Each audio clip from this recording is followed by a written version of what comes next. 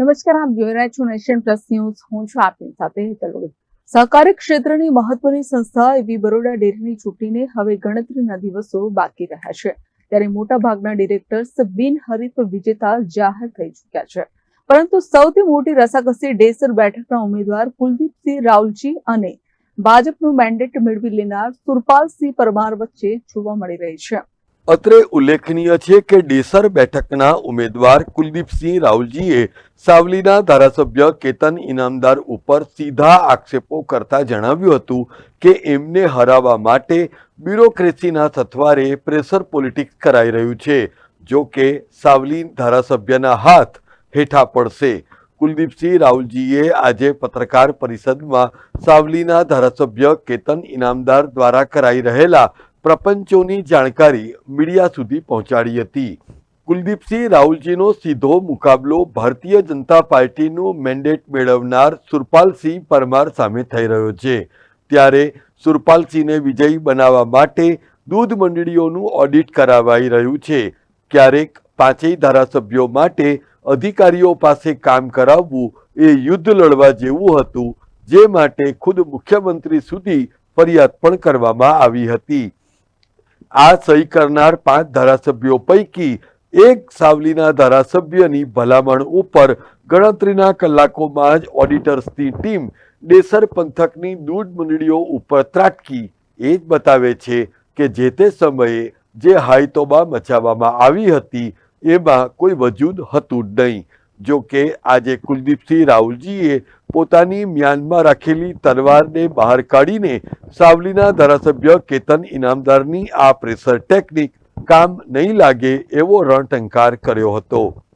આપ સૌને બધાને ખબર છે કે બરોડા ડેરીના નિયામક મંડળની ચૂંટણી 2025થી 2030 માટે યોજાવા જઈ રહી છે. ત્યારે મેં ફોર્મ ભર્યું ત્યારથી આજ દિન સુધીમાં ધારાસભ્ય શ્રી સાવલી એટલી કનડગત કરી રહ્યા છે કે મારા સગ્ગાભાઈ સંજીવકુમાર ઉદયસિંહ રાહુલજી, જેઓ વડોદરા જિલ્લા પંચાયતમાં નોકરી કરે છે, એમની તાત્કાલિક અસરથી બદલી કરીને પાદરા મૂકી દીધી.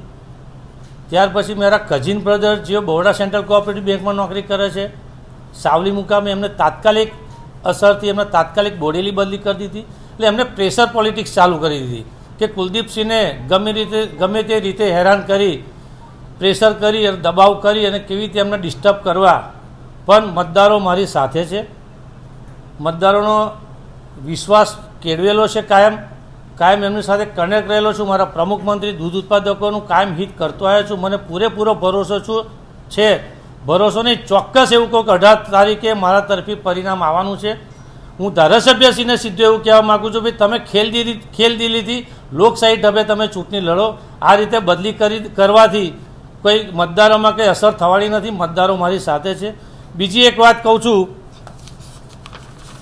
કે ઓડિટની 10 તારીખે 10/3/2026ના દિવસે મને નોટિસ આપવામાં આવી.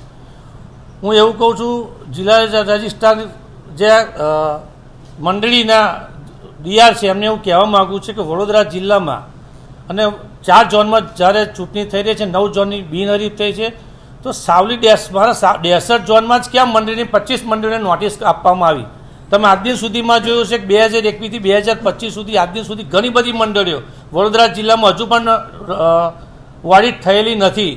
પણ ચાલુ વર્ષ 2025 સુધીની ઓડિટ, મારી મંડળીની વાત કરું તો 2021થી 31/3/2025 સુધીનું ઓડિટ થઈ ગયું છે. છતાં પણ 1/4/25થી 31/12/2025 સુધીની ઓડિટની નોટિસ મોકલી. એટલે 9 મહિના માટેનું. તમે ક્યારે એવું નહીં જોયું કે 9 મહિના માટેનું ઓડિટ માટે તાત્કાલિક નોટિસ બજાવવામાં આવે.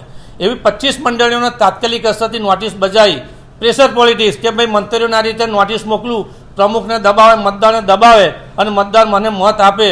પણ એ રીતે પ્રેશર પોલિટિક્સ કરવા જઈ રહ્યા છે. એટલે 25 મંડળીઓને નોટિસ આપી, પણ અધવચ્ચે ઓડિટ કેવી રીતે થાય? 1/4/2025થી 31 માર્ચ 2026 હજુ મહિનો બાકી છે. હજુ તો 20, 15, 17 દિવસ બાકી. અડધા વર્ષનું ઓડિટ કરી અને દબાવવાનો પ્રયત્ન કરે છે. બરોડા ડેરીમાં માત્ર કુલદીપસિંહ રાવલજી સામે સ્કોર સેટલ કરવા માટે સાવલીના ધારાસભ્ય કેતન ઇનામદાર દ્વારા તમામ યુક્તિ પ્રયુક્તિઓ અજમાવાઈ રહી છે, જે સામે કુલદીપસિંહ રાવલજીએ પણ પોતાના ભાથાના શસ્ત્રોને વધુ ધારદાર બનાવી દીધા છે. આજે તેમણે જણાવ્યું હતું કે વર્ષ 2009થી દોડી રહેલો વિજયનો આ અશ્વમેઘ ઘોડો વર્ષ 2026માં પણ આ ચૂંટણીમાં પણ અવિરતપણે દોડતો જ રહેશે અને વિવિધ દૂધ મંડળીઓ અને પશુપાલકોના સહકારથી તેઓ ફરી વિજયી પણ બનશે. જો કે 18 માર્ચે થનાર મતગણતરી બાદ કુલદીપસિંહ રાવલજી સામે પાર્ટીના મેન્ડેટનો અનાદર કરવા બદલ કાર્યવાહી પણ થઈ શકે છે. ત્યારે આવનાર દિવસોમાં કુલદીપસિંહ રાવલજી અને કેતન ઇનામદાર વચ્ચેનું વાકયુદ્ધ વધુ વકરશે એમાં કોઈ બેમત નહીં હોય. હું ચૂંટણી લડી રહ્યો છું. મારી સામે જે ઉમેદવાર હોય કે એમની પાછળ જે હોય, હું તાકાતથી ચૂંટણી લડી રહ્યો છું. ધારાસભ્યને આ ઉમેદવાર ધારાસભ્યના જ છે, હું તો એવું કહું જ છું. એટલે તો ધારાસભ્ય પડદા પાછળ રહી અને સરકારી મશીનરીનો ઉપયોગ કરી કુલદીપસિંહને દબાવવાના, મતદારોને કેવી રીતે દબાવવાના, એ પોલિટિક્સ, પ્રેશર પોલિટિક્સ છેલ્લા 4 દિવસથી થઈ રહી છે.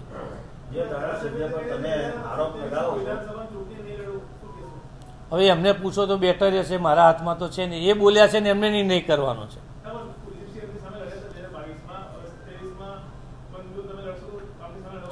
2022માં હું ચૂંટણી લડેલો વિધાનસભાની, અત્યારે ડેરી છે, ડેરી હું જીતી જાઉં, પછી 2027 મારી તાલુકાની પ્રજા કહેશે તો નક્કી કરીશું.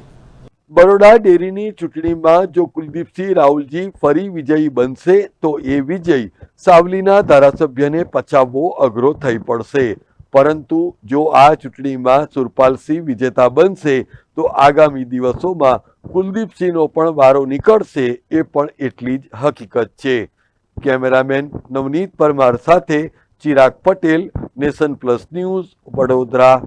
સમાચારોના સતત અપડેટ મેળવવા માટે અમારી નેશન પ્લસ ન્યૂઝની યુટ્યુબ ચેનલને સબસ્ક્રાઇબ કરો, બેલ આઇકન દબાવો અને જોડાયેલા રહો ફેસબુક, ઇન્સ્ટાગ્રામ અને ટ્વિટર પર.